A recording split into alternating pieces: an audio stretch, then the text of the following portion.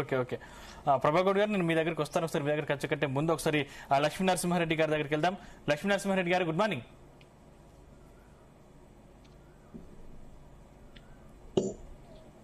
మీ voice రావట్లేదు లక్ష్మీ నరసింహారెడ్డి గారు. Good morning sir. Good morning sir. Yeah, so ఏం చెప్తారు? మొత్తం మీద హెచ్ఎండిఏ నుంచి 55 కోట్లను బదిలీ చేసినట్లు ఇప్పటికే ఏసీబీ గుర్తించింది, సమన్లు జారీ చేసింది. జూలై 13న విచారణకు హాజరు కావాలంటూ కూడా ఆదేశాలు జారీ చేసిన పరిస్థితి. సో దీన్ని ఎట్లా చూస్తారు మీరు? ముందుగా నా వాయిస్ క్లియర్ గా ఉందండి? క్లియర్ ఉంది. ముందుగా ప్యానెల్లో పాల్గొంటున్నటువంటి మిత్రులు వెంకట్ గారికి, శ్రీనివాస్ రెడ్డి గారికి, అదేవిధంగా ప్రభా గారికి, మీకు జీ తెలుగు వీక్షకులకు నమస్కారాలు తెలియజేస్తా ఉన్నాను. ఇలా వెంకట్ గారు మాట్లాడుతూ ఉంటే పరిస్థితి ఎట్లా ఉందంటే, ప్రభుత్వం ముందు నిజం మాట్లాడేటువంటి పరిస్థితి లేకుండా పోయింది. ఈ రోజు ఏదైతే ఫార్ములా ఈ కార్ కేసు ఏదైతే ఉన్నదో, అంటే హుటాహుటిన తెర మీదకి రావడము అనేది పక్కగా ఇది ఒక డైవర్షన్ పాలిటిక్స్ లో భాగమే అని చెప్పి నేను ఈ సందర్భంగా మీకు చెప్తా ఉన్నాను. ఎందుకంటే ఇలా బండి సంజయ్ ఇష్యూను పక్కకు పెట్టి ఆ బండి సంజయ్ ఇష్యూను కప్పిపెట్టనీకే కాంగ్రెస్ పడుతున్నటువంటి ఆరాటం చూస్తా ఉంటే, రేవంత్ రెడ్డి అదేవిధంగా బీజేపీ దోస్తి ఏ స్థాయిలో ఉందో ఇలా స్పష్టంగా మనందరికి కూడా అర్థమవుతున్నటువంటి పరిస్థితి కనిపిస్తా ఉంది.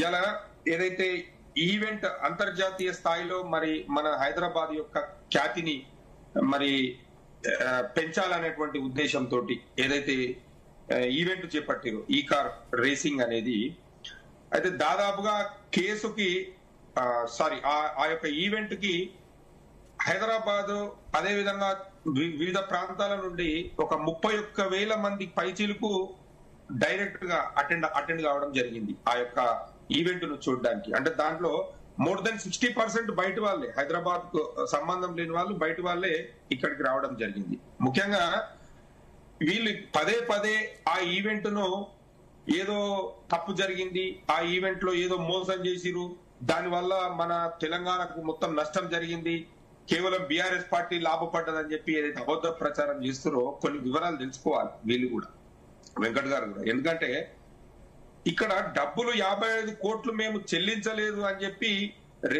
మన కేటీఆర్ గారు కానివ్వండి, అదే విధంగా ఆ సంబంధించిన అధికారులు ఎక్కడ కూడా చెప్పలేదు. 55 కోట్లు చెల్లించడం అని మేమే ఒప్పుకుంటున్నాం కదా. ఆ 55 కోట్లు ఎవరికి చెల్లించడం అనేది వివరాలు స్పష్టంగా ఉన్నవి. ఇలా ఏవైతే కంపెనీలు ఉన్నాయో బ్రిటన్ కు సంబంధించినటువంటి ఎఫ్ఈఓ కానివ్వండి, అదే విధంగా green sisters company, S next gen company, అదే విధంగా మినిస్ట్రీ ఆఫ్ అర్బన్ డెవలప్మెంట్ మూడిటి మధ్య త్రైపాక్షిక ఒప్పందం జరిగింది ఈ కార్ రేసింగ్ గురించి. ఆ రెండు కంపెనీలు, బ్రిటన్ కంపెనీ అదే విధంగా ఎస్ నెక్స్ట్ జెన్ అనే కంపెనీ, వాళ్ళిద్దరి మధ్యలో కొంత తగాదాలు రావడం వల్ల ఆ కంపెనీ మేము విరమించుకుంటున్నామంటే మన అంతర్జాతీయ స్థాయిలో హైదరాబాద్ యొక్క ఖ్యాతి దెబ్బతింటది, మనం ఇబ్బంది పడతాం అని చెప్పి బ్రాండ్ ప్రమోషన్, అంటే నగర అభివృద్ధి కోసము బ్రాండ్ ప్రమోషన్ లో భాగంగా 55 కోట్లు చెల్లించడం జరిగింది. దానికి ఇప్పుడు ఎలక్ట్రల్ బాండ్లు వచ్చినాయి, దానికి ఈ కార్ రేసింగ్ కు క్విడ్ ప్రోకో వచ్చింది, మీకు మొత్తం లాభం చేకూరింది అని చెప్పి లేనివి అన్ని బట్టగాల్చి మీదేసేది, ఇది ఎంతవరకు కరెక్ట్? ఇది వాళ్ళకు అంటే ఫ్రమ్ ద బిగినింగ్ నుంచి కూడా కాంగ్రెస్ పార్టీకి బాగా అలవాటు అయిపోయింది. ఇలా రాష్ట్రంలో జరుగుతున్నటువంటి పరిస్థితి చూస్తే, రాష్ట్రంలో ఉన్నటువంటి పరిస్థితిని చూస్తా ఉంటే ప్రజలు ఎక్కడికక్కడ ఎండగడుతున్నారు, వీళ్ళని డైవర్ట్ చేయాలనేటువంటి ఉద్దేశంతో కొత్త రకమైనటువంటి ఆలోచనలతోటి, కొత్త రకమైనటువంటి డ్రామాలతోటి వీళ్ళు ముందుకు వస్తున్నారు తప్ప ఏం లేదు. నేనేమంటున్నానంటే ఈ కార్ రేసింగ్ వల్ల మన హైదరాబాద్ కు అంతర్జాతీయ గుర్తింపు రావడమే కాకుండా పర్యాటక రంగం ద్వారా కూడా ఆదాయం అనేది చాలా రకంగా పెరిగింది. ఎందుకంటే ఒక్క నిమిషం సార్, ఎందుకు చెప్తున్నానంటే ఇవాళ నీల్సన్ స్పోర్ట్స్ అనాలిసిస్ అని ఒక అంతర్జాతీయ నివేదిక సంస్థ స్పష్టంగా మనకు ఒక రిపోర్ట్ ఇచ్చింది. హైదరాబాద్ లో జరిగినటువంటి ఏదైతే ఈ కార్ రేసింగ్ ఉన్నదో దీని వల్ల హైదరాబాద్ అంటే తెలంగాణ రాష్ట్రానికి దాదాపుగా 700 కోట్ల రూపాయల ఆదాయం సమకూరిందని చెప్పి వాళ్ళు ఒక రిపోర్ట్ ఇచ్చారు. అది ఆ రిపోర్ట్ అంతర్జాతీయ సంస్థ ఇచ్చినటువంటి రిపోర్టు.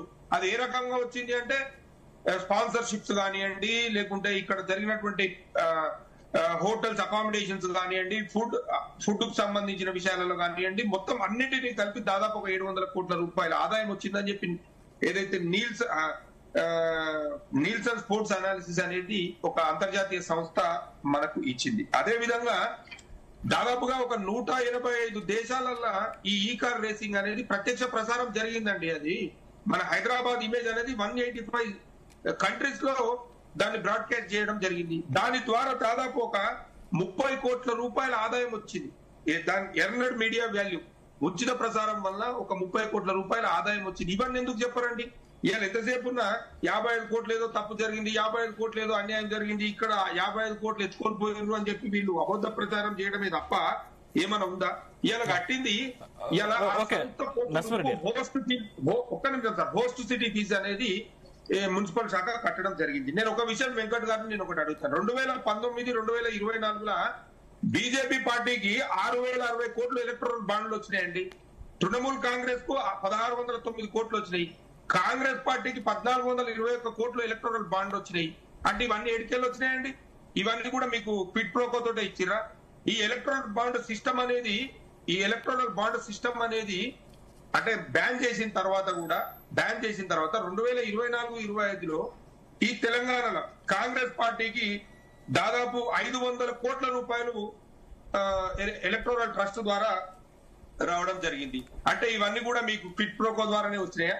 ఇవన్నీ నేను ఏమంటున్నానంటే వీళ్ళు అద్దాల మేడలో నిలబడి పక్కోళ్ళ మీద రాళ్ళేసడం అనేది కాంగ్రెస్ పార్టీకి అలవాటు. ఇలా బండి సంజయ్ కొడుకులు పట్టుకోరు మీరు అని చెప్తే ఇవాళ కార్ రేసింగ్ అని ఒక ఆయన వస్తాడు, ఇంకొక ఆయన అదేంటి టెలిఫోన్ ట్యాపింగ్ అని ఒక ఆయన మాట్లాడతాడు. ఈ సంబంధం లేనటువంటి ఇష్యూలను తెర మీదకి తెచ్చి డైవర్షన్ పాలిటిక్స్ ఎన్ని రోజులు చేస్తారండి? మీరు ఇచ్చినటువంటి ప్రయత్నం చేయండి.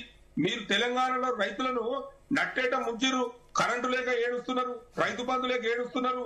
ఇలా పంటలు పండిస్తే ధాన్యం కొనలేక రైతులు మొత్తము పాపం కళ్ళల్లో రాత్రిపూట ఎవరైతే కొనేటోళ్ళు వస్తారేమని పడిగాపులు కాస్తున్నారు. అకాల వర్షానికి గుడ్లు కొట్టుకపోతుంటే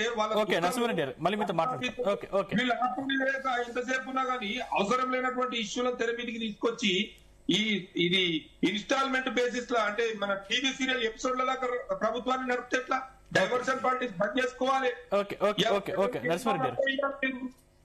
మళ్ళీ మీతో మాట్లాడతాను. ఓకే ప్రభాకర్ గారు, గుడ్ మార్నింగ్ మేడం. మీ వాయిస్ స్టక్ అవుతుంది. వినిపిస్తుందా?